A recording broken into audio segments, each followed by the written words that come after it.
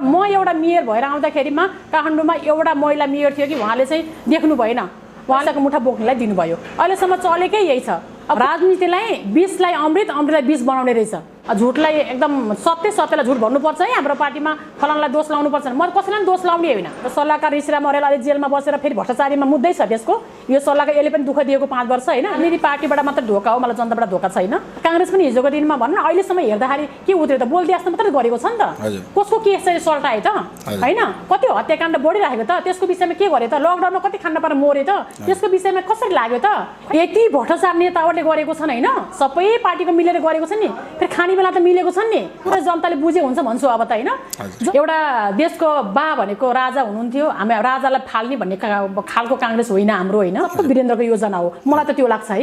अहिले त्यही कुरा चाहिँ केपीले भनेर त्यसैले चाहिँ टेकेर चाहिँ अहिले चुनाव जितेको हो। विदेशबाट चाहिँ त्यो जुन कमिसन र जुन त्यो उनीहरू नेतालाई छुट्याइएको पर्सेन्ट हुँदो रहेछ है, त्यो पर्सेन्ट बुझ्यो नि पछि एउटाले कुन चाहिँ नेताले भन्नुभएपछि त्यो केपीकै सल्लाहकार होइन। दुईवटा जिब्रो हुन्छ के नेताको, मैले बुझेको होइन, मलाई त्यही पच्दैन। दुईवटा जिब्रो हुन्छ, एउटा जिब्रोले त्यो भन्नुहुन्छ, एउटा जिब्रोले त चुनाव हुनैपर्छ भन्नुभएको छ के।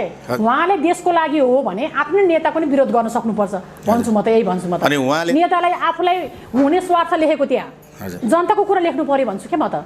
म एकदम पीडित कार्यकर्ता हो, त्यसले गर्दाखेरिमा म अब जनताको लागि। आदरणीय दर्शकवृन्द नमस्कार, म हरिप्रसाद पाठक हजुर सामने फेरि आइसकेको छु। हामीसँग आज हुनुहुन्छ नेपाली काङ्ग्रेसका नेत्री दुर्गा पौडेल, जो महिला सङ्घ क्षेत्रीय सदस्य पनि हुनुहुन्छ। दुर्गाजी, हजुरलाई हाम्रो कार्यक्रममा स्वागत छ। धन्यवाद, नमस्कार। तपाईँ काङ्ग्रेसमा कहिलेदेखि काङ्ग्रेसमा लाग्नुभएको म्याडम? म 46 सालदेखि विद्यार्थी कालदेखि नै काङ्ग्रेसमा उभिएको।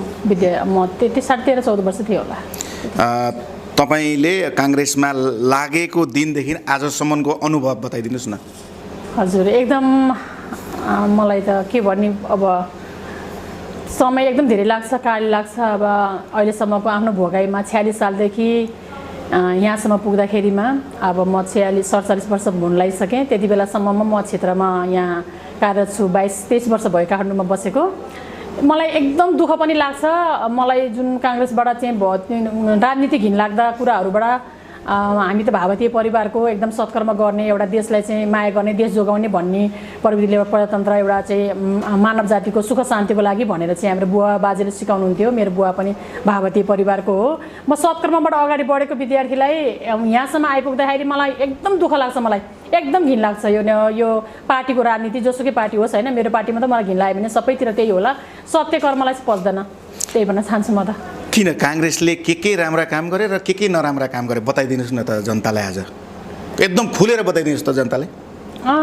मेरो भोगाइमा अब राम्रो काम गर्ने भन्नुपर्दाखेरिमा मैले त विश्वप्रसाद कोइरालाको नै उहाँकै इतिहासबाट उहाँकैबाट चाहिँ मैले चाहिँ सिकेको हो होइन। बुवाहरूले त्यही सुनाउनुहुन्थ्यो। त्यसले गर्दाखेरिमा उहाँले भनेको प्रत्येक जनताको दैलोमा चाहिँ एकल गोरु होस्, प्रत्येकको चुलोमा चाहिँ आगो बलोस्, खाना पाओस् भन्ने सिद्धान्त हुन्थ्यो। त्यही भएर मैले त्यही दुःखलाई हेरेर पीडितको नै पक्षबाट लिएर चाहिँ हेर्दाखेरिमा मैले चाहिँ स्वार्थ मात्रै देखेँ। मैले एकदम राम्रो काम गर्नुभएको छ। अब जुन अरू पार्टीले भन्दा त अब नेपाली काङ्ग्रेस सुशील कोइराला दाई हुनुहुन्छ, उहाँले राम्रो गर्नुभयो भन्छु मैले, एकदम निष्ठा। त्यसपछि अब कृष्णप्रसाद भट्टराई निष्ठा गर्नलाई त तर्काउनु भएको छ नि त होइन, उहाँहरूले चाहिँ गर्नुभएको छ। देशभक्ति नै नेताहरू हुनुहुन्छ 2-4 जना, त्यहाँभन्दा बाहेक त सबै स्वार्थ। तपाईँले भन्न खोज्नुभएको नेपाली काङ्ग्रेसले बिपीलाई मात्र बोकेर हिँड्छ भन्न खोज्नुभएको, बिपीको सिद्धान्तलाई बोकेर हिँड्यो तर बिपीको सिद्धान्तलाई लागू गरेन भन्न खोज्नुभएको? एकदम बिपीको कुरा चाहिँ गर्ने हो भाषणमा होइन, कुरा गरेको चाहिँ पाइन्छ नि अहिले पनि होइन। अब मैले मात्र किन भन्नु, सबैले देख्नु भएको छ, कुरा मात्रै गर्ने हो। तर यो कस्तो भने दुईवटा रूप लिएर हिँड्नु भएको छ क्या सबै नेताहरू। सबै भनौँ न, नेता मात्रै नभएर सबै सानै तलैको तहदेखि नै मैले त्यही देखेको मेरो अनुभवमा होइन।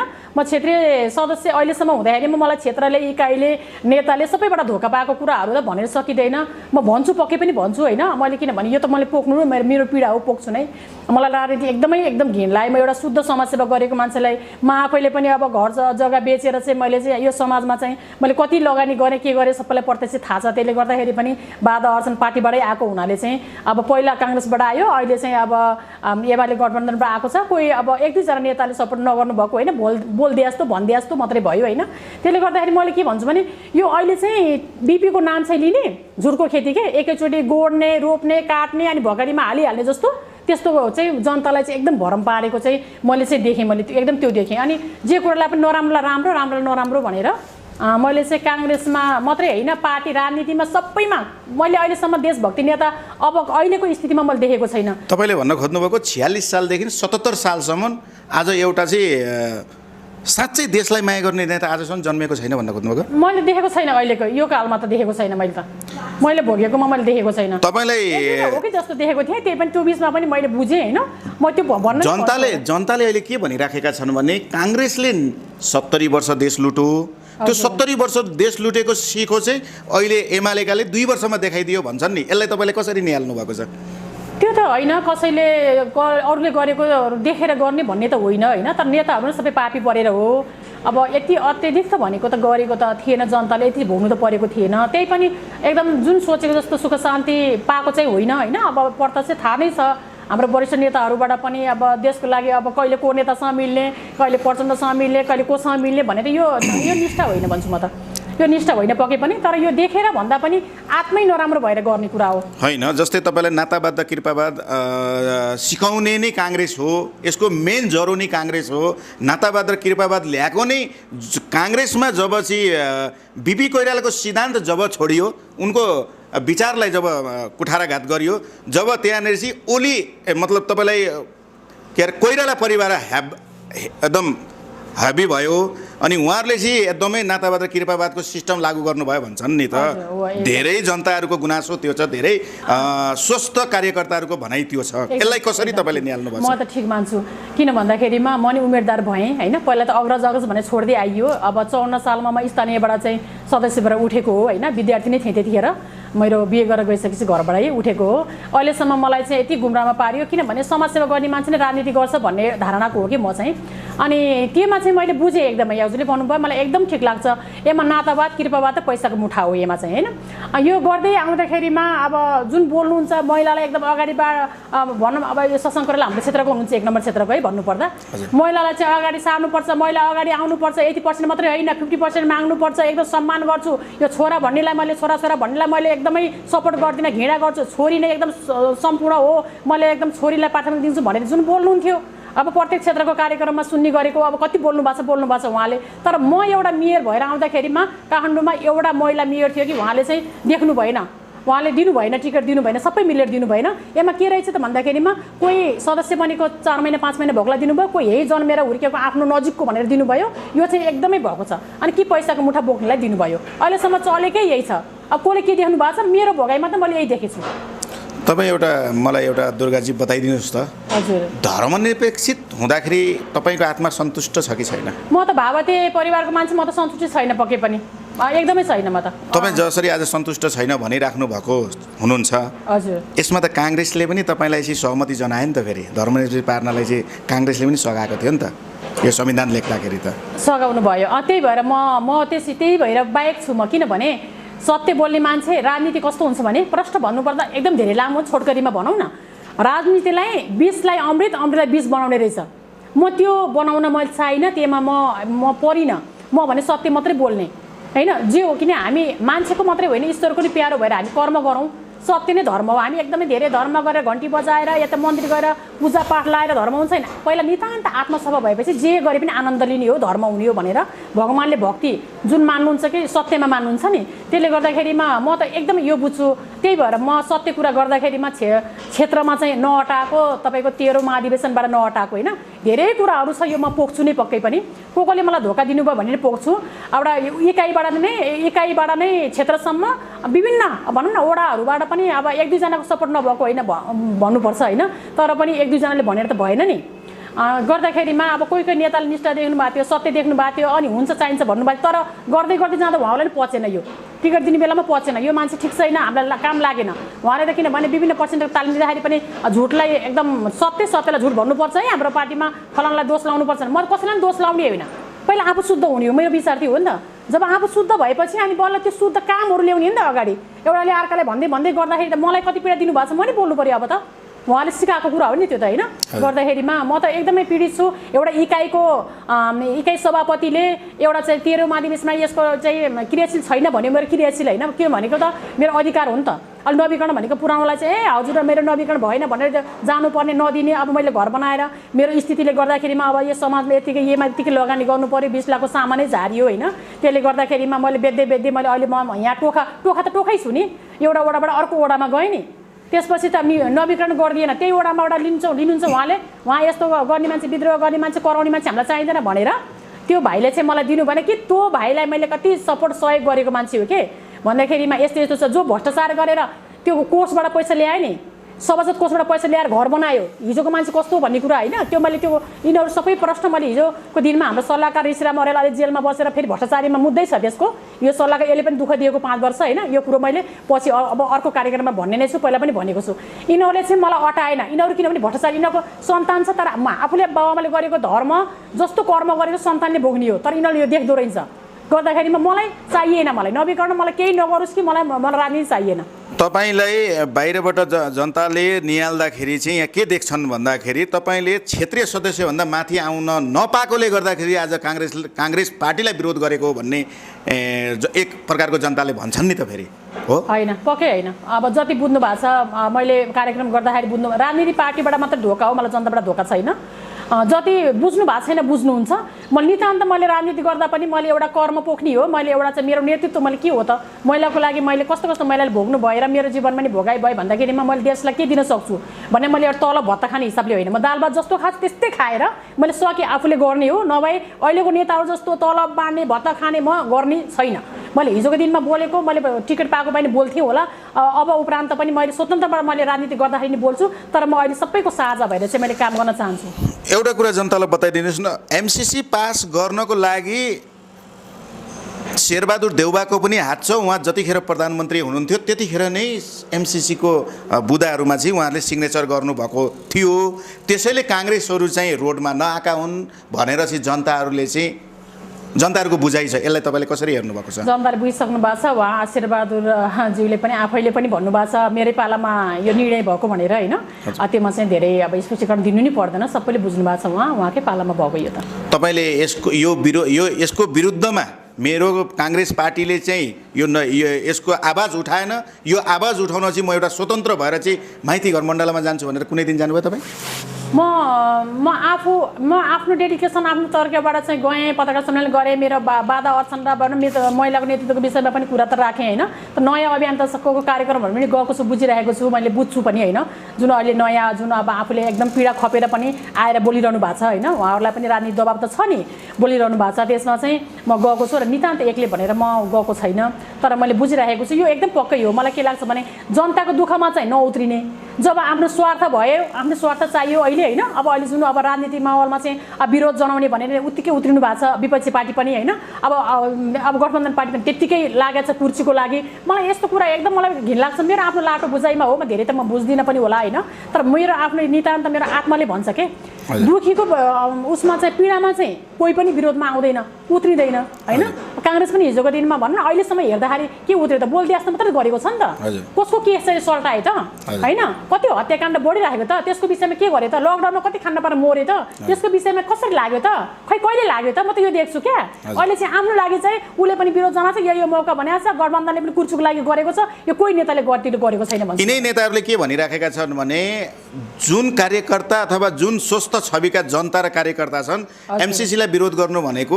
देशलाई सिङ्गापुर हुनुबाट पछाडि धकेल्नु हो यो चाहिँ त्यो एमसीसी लागू भइदिएको भए 55 अरब आइदिएको भए आज चाहिँ हाम्रो देशै स्विजरल्यान्ड हुन्थ्यो भन्छन् नि त तपाईँले यसलाई कसरी हेर्नुभएको छ आज जनतालाई प्रष्ट पारिदिनुहोस् दुर्गाजी एकदम यसमा चाहिँ म त एकदम भावुक हुन्छु यस्तो कुरा सुन्दाखेरि आफ्नो देशलाई बेचेर होइन एमसीसी ल्याएर देशमा सुख शान्ति हुँदैन है मेरो अब एउटा आफ्नो सोझो हिसाबमा पनि मेरो एउटा भनौँ न अब त्यति धेरै मेरो राजनीति विद्वान नभए पनि मेरो आफूले देखेको यति भ्रष्टाचार नेताहरूले गरेको छन् होइन सबै पार्टीको मिलेर गरेको छ नि फेरि खाने बेला त मिलेको छन् नि अहिलेपछि मात्रै चुनावमा मात्रै आफ्नो पार्टी भनेको हो क्या यो कुरा जनताले बुझे हुन्छ भन्छु अब त होइन जब भित्रभित्र मिलेर खाने बेलामा चाहिँ त्यो साइन गरेर खाएको हुन्छ जब उसमा आउनु पर्यो, अब चुनावमा आउनु पर्यो, जनतालाई भरम पार्नको लागि यसले यो गर्यो, हामी यो गर्छ, त्यो एकदमै त्यो गलत हो। त्यही भएर मैले भन्छु कि नयाँ युवा आउनुपर्छ। यो अरूको त्यसले एमसिसी ल्याएर सुख शान्ति नेपालमा हुँदैन। यो भ्रष्टाचार जति गरेको छ, यिनीहरूको भ्रष्टाचारको पैसा सर्लक्क चाहिँ अब चाहिँ कसरी निकाल्न सकिन्छ निकाल्ने हो। त्यो निकालेपछि युवालाई विकास पनि यही छ। बन्द गरेको कल कारखाना चाहिँ अब खोल्ने हो क्या। हजुर, त्यो गर्यो भने देशमा विकास हुँदैन। यो कृषि प्रधान देश होइन। यहाँ कति कृषिहरू चाहिँ वहाँ कोरियामा जान्थ्यो नि, यहाँको अन्नपातहरू जान्थ्यो भने अहिले यहीमा खस्केर अर्कोबाट ल्याएर खानु परेको छ नि। खै त कहाँ छ त लगानी? अब यही सरकारले चाहिँ यही लकडाउनको बेलामा, यही कोरोनाको बेलामा आफ्नो देशमा उत्पादन भएको चिजलाई चाहिँ यही पोखराको तपाईँलाई चाहिँ हेर्नुहोस्, हाम्रा टमाटर चाहिँ खाल्टामा गाडिए, हाम्रा चाहिँ विभिन्न तरकारीहरू खाल्टामा गाडिए। यो चाहिँ कोरोना लागेको छ, यो खानु हुँदैन भने, तर त्यही इन्डियाबाट पठाइएको चाहिँ खानुहुन्छ भने यिनीहरूले किन चाहिँ यस्तो भइरहेछ हाम्रो देशमा? आज प्रश्न पार्दिनुहोस् त दुर्गाजी। म चाहिँ यसरी देख्छु, त्यो भित्र यो संविधानभित्र घुस्नु पर्दैन है। यो बुझ्ने मान्छेले सबैले बुझ्नुहुन्छ। नितान्त देशभक्ति मान्छेहरूले, देशलाई माया गर्ने मान्छेले, जनतालाई माया गर्ने मान्छेले बुझ्ने कुरो हो। किनभने उनीहरूको शर्तमा चाहिँ उनीहरूले कमिसन खाने तत्त्वले गर्दाखेरिमा, तत्त्व त्यही हो होइन, घुस खाने कमिसन खाने जुन तत्त्व छ त्यो तत्त्वले गर्दाखेरिमा आज आफ्नो देशमा भएको चाहिँ कुहिएर फालेर पुमपुरमा हात लाएर जनता रुनु परेको छ, कृषक रुनु परेको छ होइन। बाहिरबाट आएको चिजलाई चाहिँ त्यहाँ चाहिँ के अरे विषादी हालेको चिजलाई चाहिँ नेपालीलाई खुवाएको छ भनेको यो नेताको कमजोरी होइन त? नेताले रोक्नुपर्छ नि त। कृषकले रोकेर सक्दैन नि, कृषकले लिइदिनुपर्छ क्या। यो चाहिँ एकदमै यो कुरा त यो कति भनौँ कि यो कहिलेदेखि चल्यो क्या यस्तो कुरा त विभिन्न भइसक्यो। कति पाला भइसक्यो यो नाकाबन्दीमा, विभिन्न पालामा पनि एकदमै धेरै नै भइसक्यो। अब त्यहाँबाट केही नआएछ, नेपालको बन्द गरेपछि अनि युवालाई बाध्य भयो जानलाई। हजुर, आद्य युवा यो बाध्य बनाएको चाहिँ कसले? नेताले, एकदम नेता, यो राज्यले एकदम सरकारले, यो सरकारले, यो नेता। 2046 सालभन्दा यता देश धेरै विकास थियो। जतिखेर हाम्रो शाहवंश राजाहरू अथवा अन्य पञ्चायती कालमा देश विकास थियो, एउटा पिलर पनि थियो भनिन्छ। 2046 साल पछाडि चाहिँ पिलर पाइएन भनिन्छ नि। यसलाई तपाईँले कसरी हेर्नुभएको छ? हजुरले भन्नुभयो, अब लामो कुरा अड्दैन यसमा। मेरो भावतीय बुवाको कुरा सम्झिन्छु। एउटा देशको बा भनेको राजा हुनुहुन्थ्यो। हामी राजालाई फाल्ने भन्ने खालको काङ्ग्रेस होइन हाम्रो, होइन। मैले भन्नुपर्दा सरासर भन्नुपर्दाखेरिमा एउटा बालाई नै ढलाएपछि अब देशमा गयो, सुख गयो। अब दुःख पाइन्छ नानी, राजनीति गर्न अब काम चाहिँ छोडे हुन्छ। किनभने यो उहाँको योजना हो विकासको भनेको। उहाँ कसैसँग पनि झुक्नु भएन है, लुग्नु भएन, झुक्नु भएन, छाती खोलेर हिँड्नु भयो। एउटा विश्वको बाबै भनेर कहलिनु भएको नि त। हामीले मात्र किन भनौँ होइन, विश्वले मानेको राजा भन्दाखेरिमा यो तत्त्व कस्तो रहेछ भने एकदम एकदम शिव भगवान त्यतिखेर इतिहास, त्यतिखेर शास्त्र पढ्दाखेरि शिव भगवानको पालामा पनि त नदीमा विष फालेर जनतालाई, पृथ्वीमा जीव जन्तु जनतालाई जोगाउनलाई घाँटीमा पिउनु भएको छ नि। त्यस्तै एउटा संरक्षक, एउटा विष पिउने र यसमा युद्ध गर्ने चाहिँ आउनु पर्यो। अबको नयाँ जेनेरेसनमा यहाँको युवा आउनु पर्यो। यो पक्कै पनि एकदम त्यही हो। यो अहिले मैले मेरो आफ्नो अनुभव है, मैले सपनाबाट चाहिँ विपन्नमा काम गर्ने मान्छे सपना देखेँ भने मैले यस्तो हुन्छ भनेर त्यही अनुसारले मेरो जीवन गएको हुनाले चाहिँ मैले राजाको कालदेखि नै मैले जुन उहाँहरू बितेपछि देखेको कुरा, यस्तो विषादी मान्छेहरू पर्ने रहेछ, आउने रहेछ, मैले देखेको थिएँ क्या। यो लामो एउटा मुभी पनि, यसमा पनि मैले लेख्दैछु, घुसाउँछु होला, विभिन्न घटना सँगसँगै घुसाउँछु होला र मेरो जीवनका कुराहरू नि घुसाउँछु होला यसमा होइन। मैले गर्दैछु काम। अब अहिले सबै विभिन्न गर्दै गर्दा लकडाउन यताउति भयो, हामी एउटा सोसल वर्क ग्रुप भएर पनि काम गर्दैछौँ। अनि मलाई के लाग्छ भने यो सबै योजना अहिले उसले चाहिँ उखान टुक्का गरेर जुन केपीले भन्नुभयो होइन, र जनताको भोट ल्याएर उहाँ बस्नु भएको छ नि। अहिले अरूलाई दोष लाउनुहुन्छ, यो गर्न दिएन, ऊ गर्न दिएन। होला, गर्न दिएन भने जनताको माझमा किन आउन सक्नु भएन त?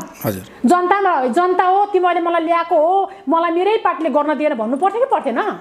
होइन, मलाई त्यो लाग्छ होइन। कस्तो लाग्छ होइन अरूलाई त, मलाई त्यो लाग्छ कि गर्दाखेरिमा राजाको योजना हो यो सबै। अब रेल बनाउने, यो एकदम विकासको योजनाहरूको सबै उहाँको चाहिँ एउटा हुन्छ नि ब्रोसर जस्तो तय गरिएको इन्डियासँग नझुकेर चाइनाबाट चाहिँ राष्ट्रपतिसँग गएर चाहिँ उहाँले चाहिँ तय गरिएको। अनि यो जुन सम्झौता हुन्छ देशको लागि गर्ने, चाइनाबाट सामान ल्याउने लिपुलेक भनेको सबै वीरेन्द्रको योजना हो। मलाई त त्यो लाग्छ है। अनि त्यही कुरा चाहिँ केपीले भनेर त्यसैलाई चाहिँ टेकेर चाहिँ अहिले चुनाव जितेको हो। न उसले के ल्या न के ल्या, जनता मात्रै मोरे। 2046 सालभन्दा यता तपाईँलाई चाहिँ कल कारखानादेखि लिएर वीर अस्पतालहरू जस्ता चाहिँ तपाईँलाई चाहिँ टियु जस्ता चाहिँ यत्रा सामग्री भएका थिए, यत्रा हाम्रो चाहिँ तपाईँलाई फ्याक्ट्रीहरू थिए, अनेक कुराहरू थिए।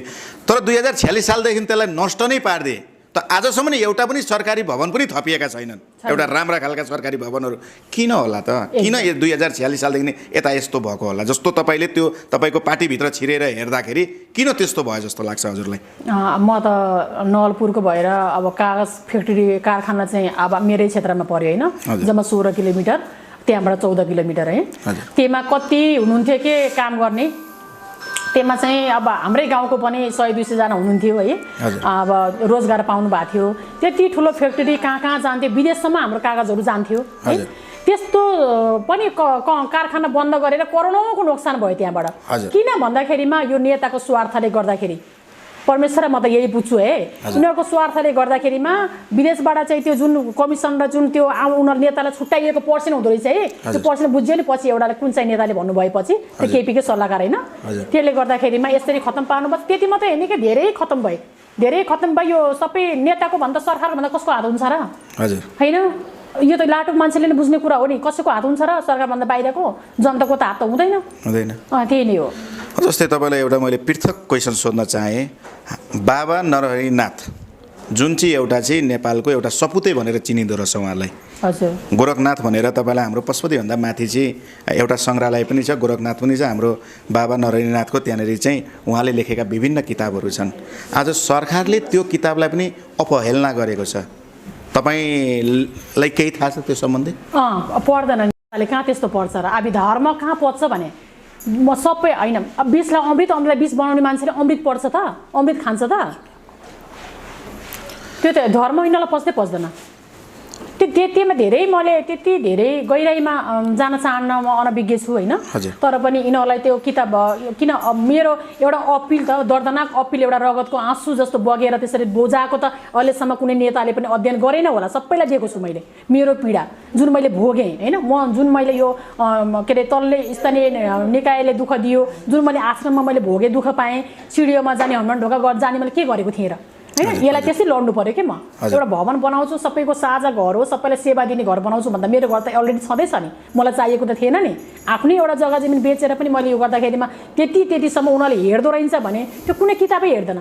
यिनीहरू यो कुनै यो धर्ममा आस्था राख्ने किताबहरू, देशको लागि बनेका किताबहरू, उहाँ गुरुले बनाएका किताबहरू कहाँ पढ्छ? त्यहीँ मैले गएर त्यो सङ्ग्रहालयमा गएर हेर्दाखेरि उहाँहरूले के भन्नुहुन्थ्यो भने अबको केही वर्ष पछाडि हामीहरूले हाम्रो संस्कृति, हाम्रो सनातन हिन्दूवादीहरूको चाहिँ जुन हिजो पुर्खाले रचेका कुराहरू थिए त्यो चाहिँ अबको केही समय पछाडि बेलायतबाट करोडौँ खर्च गरेर चाहिँ किनेर ल्याउनु पर्ने स्थिति बनाइदियो भनेर चाहिँ त्यही सङ्ग्रहालयका मान्छेहरूले भन्दैछन्। तर त्यही सरकारले चाहिँ किन हेरिराखेको छैन के?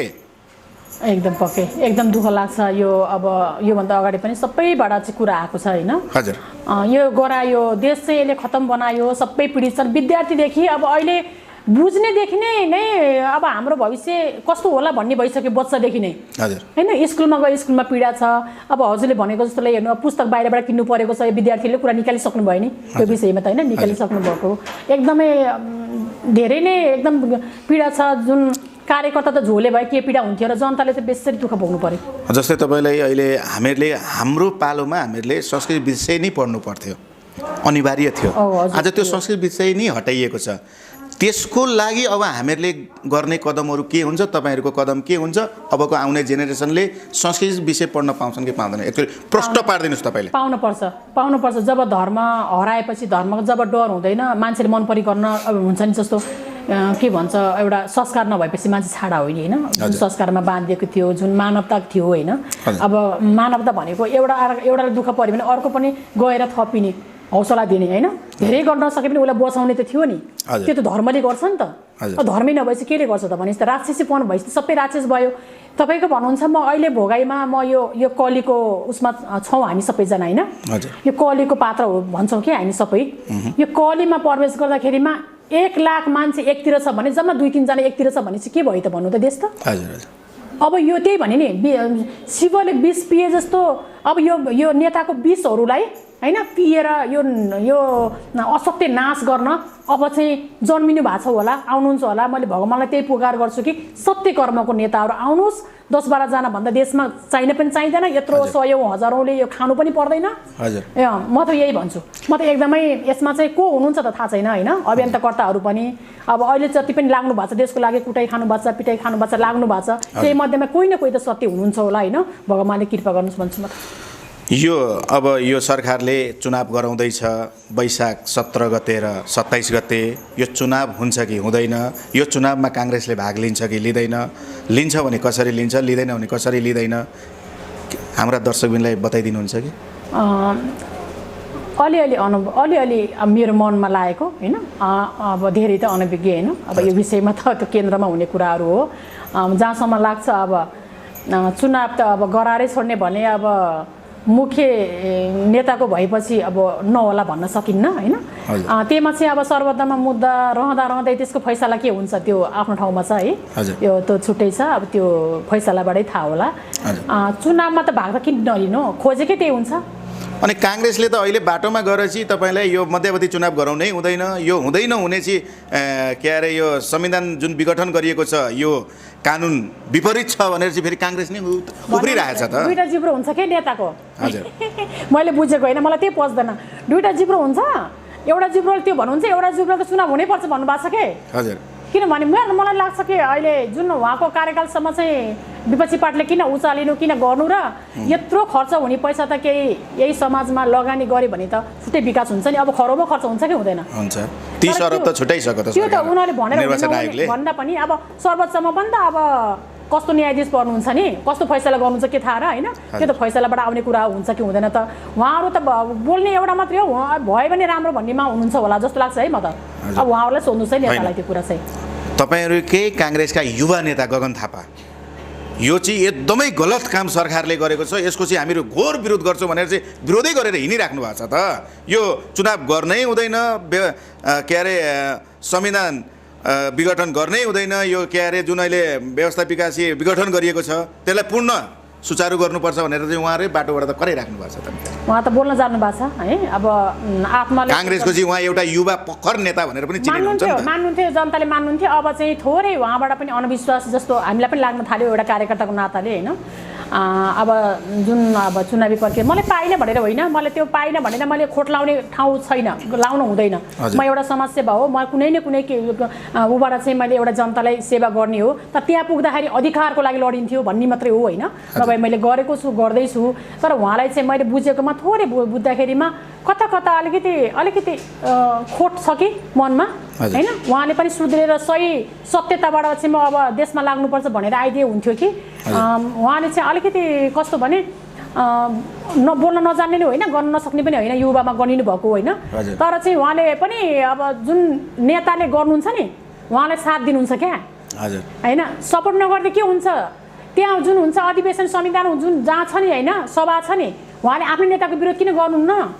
त्यहाँ प्रश्न उठेको छ नि त अहिले त। अनि त्यसले गर्दाखेरिमा उहाँले देशको लागि हो भने आफ्नो नेताको नि विरोध गर्न सक्नुपर्छ भन्छु म त, यही भन्छु म त। अनि उहाँले त आफ्नो पार्टीको आफ्नो नेताको विरुद्ध गर्नुभयो भने उहाँलाई फेरि पार्टीबाट निष्कासन हुन्छ होला नि त फेरि। त्यो स्वार्थ हो नि, भए पनि राजनीति भनेको त जनताको लागि हो नि, जनताले फेरि मान्छ नि त। हजुर अहिले जुन भरम गरेर जनताले चाहिँ जब सजाय दिँदै गएको छ नि सबैलाई हैन। हिजो एउटालाई शून्य बनाइदियो, आज एउटालाई शून्य बनाइदियो, त्यो छ नि त। त्यो जनताले राम्रो एकदम हाम्रो लागि यो चाहिन्छ भने त्यही गर्नुहुन्छ हैन। त्यो नेताको लागि होइन कि, उहाँ त जनताको लागि बाँच्नु पर्यो नि। जनतालाई विधानमा लेखिएको कुरा, पार्टीको विधानमा लेखिएको कुरा भन्दा चाहिँ त्योभन्दा माथि टेकेर चाहिँ जान सकिँदैन होला नि त। पार्टीका कार्यकर्ताहरू, पार्टीका नेताहरू तपाईँलाई चाहिँ विधानभन्दा माथि जान पाउँदैनन् होला नि त। विधान कसले मानेको छ र? खैर विधान लागू भएको म त देख्दिनँ त खै। हजुर हैन, मैले त देखेको छैन विधान लागू भएको त। विधानमै टेकेर नै गर्नु भएको छैन। विधान त्यो विधानलाई पनि अलिकति उछिन्न पनि पाइन्छ। विधान यही पनि भन्नु पनि पर्दैन। कसैको उपरको लागि नलेखेको कुरा नि गर्न सकिन्छ नि त, हामीले लेख्नै पर्छ र सबै।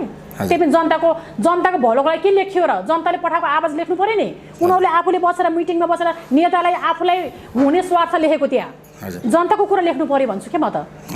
त्यो चाहिँ छैन। अन्तमा मैले सोध्न छुटाएका, हजुरले भन्न छुटाएका केही कुरा बाँकी छन् भने हाम्रा दर्शकहरूलाई बताइदिनुहोस् न अन्तिममा। नमस्ते सम्पूर्णलाई। आज एकदम राजनीति विषय पनि बोल्न पाएँ होइन। अब धेरै काम गरे पनि म यसरी मिडियामा बोल्न चाहिँ मौका नपाएको भनौँ कि काम नगरिसकेसँग के बोल्ने भनेर बसेको मान्छे हो म होइन। अब सानसानो काम गर्दाखेरि पनि अब आउनुहुन्छ, तर मैले चाहिँ यो मिसन एकदम ठुलो भएको हुनाले मैले यो काम गर्नु छ भन्दै बस्दाखेरिमा म रगतको आँसु रोएँ। विभिन्न मिटिङहरूमा पनि मैले आँसु बग्यो होला, तर उहाँले जुन राजनीतिक दलहरूले देख्नुभयो मेरो आँसुलाई कमजोरी, मेरो त्यो आँसुमा धेरै ठुलो शक्ति छ, शक्तिको आँसु हो। म सितिमिति रुँदिनँ पनि, तर यति अन्तरालमा मैले भोग्दाखेरिमा म जस्तो सत्य आत्माहरू धेरै रुनु भएको छ होइन। अब कति अब बितेर जानुभयो, उहाँहरूको पनि सराप होला। म त यो सत्यले सरापेको देशमा सत्य आत्माको सराप पनि थपिएर गर्दाखेरिमा एकदम सत्यलाई एकदम गाह्रो छ अहिले। तर राजनीतिले मलाई के गर्यो भन्ने कुरामा अब अहिले अब समय सकिन लागिसक्यो होइन। अब नेक्स्ट टाइममा मैले भन्छु नै, म धेरै रोएँ। यति समयसम्म मलाई क्षेत्र इकाइ नेता सबैले मलाई एकदमै सपोर्ट गर्नु भएन। लेखेर नदिएको होइन, म नबोलाएको होइन, जानकारी नगरेको होइन, नगरी मेरो गल्ती हुन्थ्यो होला होइन। जानकारी गरेँ भएन भने लेखेर पनि मैले सम्पूर्ण नेतालाई दिएँ। नरदायिका पनि भएको माने एकचोटि छलफल राखिदिनु भन्दा नि उहाँले राखिदिनु भएको होइन। तर म एकदम पीडित कार्यकर्ता हो, त्यसले गर्दाखेरिमा म अब जनताको लागि साझा एकदम म पार्टीमा मलाई मन छैन भन्छु म त। हजुरले हामीहरूलाई समय दिनुभएकोमा धेरै धेरै धन्यवाद दिन चाहन्छु। हजुरलाई धेरै धेरै धन्यवाद। हजुरको सम्पूर्ण टिमलाई जय जय होस्। यो मिडियामा पनि जति पनि पत्रकार हुन्छ, अलिकति हाम्रो उद्घाटनमा खबर गर्दाखेरिमा मेयरको वडाको फोन गएपछि नआउनु हुँदो रहेछ होइन। पत्रकार पनि हुनुहुँदो रहेछ। त्यस्तो नभइकन सत्य पत्रकारहरू पनि अहिले अभियान त चलाएर जनतालाई बचाउनु भएको छ होइन। त्यस्तो जुटेर चाहिँ जुट्नु होला र पत्रकारलाई पतन गराउने चाहिँ हाम्रो काम हो, जिम्मा हो। तर सबै त्यसमा चाहिँ लागि परेर पतन गराउनुपर्छ। यो नेताको हो पत्रकार, नेताको पत्रकार जनताको पत्रकार हुन्छ। त्यही भन्न चाहन्छु। धेरै धेरै धन्यवाद। जय होस्। हस् त, नमस्ते।